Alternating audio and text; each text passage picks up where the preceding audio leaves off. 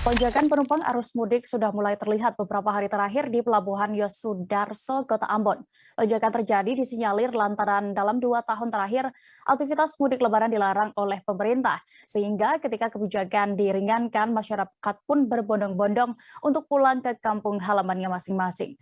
Selengkapnya dan pantauan di sana akan dilaporkan rekan Ridwan Tuasamu, reporter Tribun Ambon yang sudah terhubung bersama kami. Silakan rekan Ridwan. Baik rekan Dea dan Tribuners, arus mudik di Kota Ambon, khususnya di Pelabuhan Yosudarso Ambon mulai terlihat sejak H-9 beberapa hari lalu, Tribuners. Terbukti dari banyaknya pemudik yang kemudian berangkat melalui Pelabuhan Yosudarso Ambon saat kapal KM Ngapulu yang dari Tanjung Priok kemudian bersandar di Pelabuhan Yosudarso Ambon. Menurut informasi dari operasional Pelni Cabang Ambon, ada sekitar 1.500 penumpang yang kemudian berangkat dari Pelabuhan Yosudarso Ambon menuju ke rute-rute yang akan dimampiri oleh KM Ngapulu, khususnya yaitu adalah Banda Neira, ada kemudian Tual, Dobo, Kaimana, dan Fak-Fak.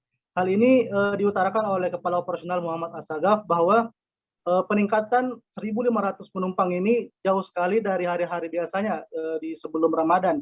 Karena di sebelum Ramadan, penumpang yang biasanya berangkat dari Pelabuhan Yosudarso Ambon itu hanya sekitar 500 hingga 700 penumpang saja. Namun di arus mudik tahun 2022 ini justru meningkat hampir 100%. Menurut Asagaf, hal ini terjadi karena adanya ruang yang dibuka oleh pemerintah untuk melakukan arus mudik, tidak seperti 2 tahun belakangan sejak pandemi COVID-19 masuk ke Kota Ambon pada Maret 2020.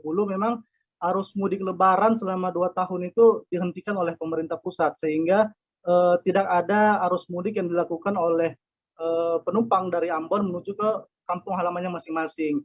Sedangkan di tahun 2022 ini, sesuai dengan peraturan perjalanan dalam negeri yang terbaru oleh Menteri Perhubungan, bahwa kapal sudah dibolehkan untuk mengisi penumpang hingga 100%. Hal itu yang membuat warga Kota Ambon kemudian berbondong-bondong untuk melakukan mudik Lebaran tahun 2022.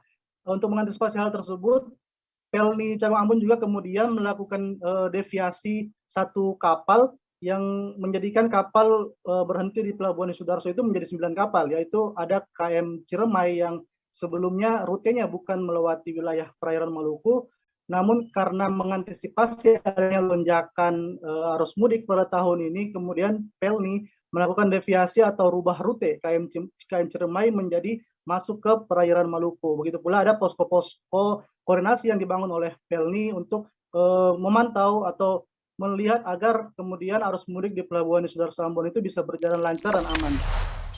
Jangan lupa subscribe, share, komen, dan like ya.